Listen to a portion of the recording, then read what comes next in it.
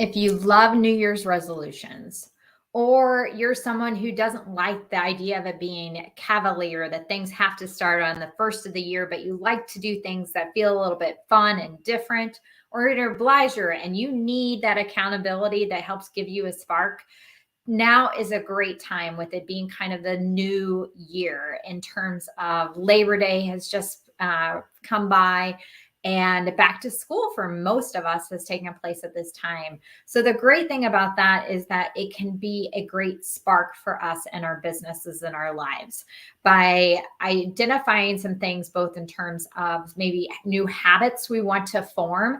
It's a great opportunity to do that because you're kind of starting with maybe a new slate after taking a few days off.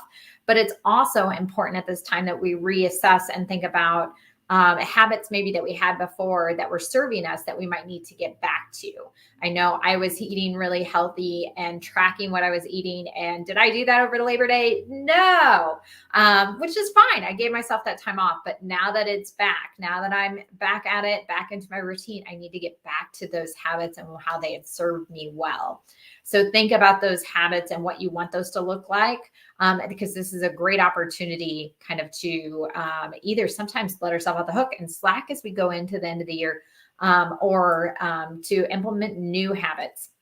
A couple other things that you can think about as we're talking about kind of this new year and how that can relate to your business is, just pausing and evaluating, what do you really want? What is something that maybe you want to learn this new year? Who do you want to meet? Getting clear about that, putting some stakes in the ground, just like you might be talking about with your kids about setting smart goals for yourself too, of what does that look like, and not waiting until it has to be the end of the quarter, or the end of the year, and that's planning season.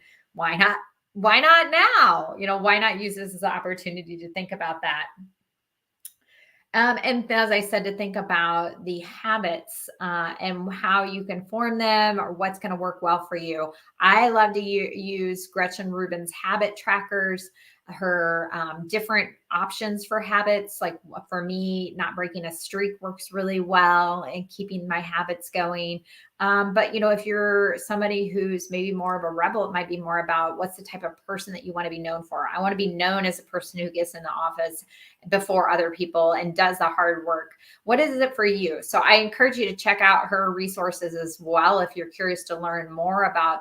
I think she's got 20 different ways. We're all wired differently, and finding out what works best for you. So if you have your eyes set on something new, something exciting, you're capitalizing on this opportunity of back to school, moving into the new season after Labor Day, I'd love to hear how you're going to make the most of it, and share that with the rest of our community. We'll see you next week.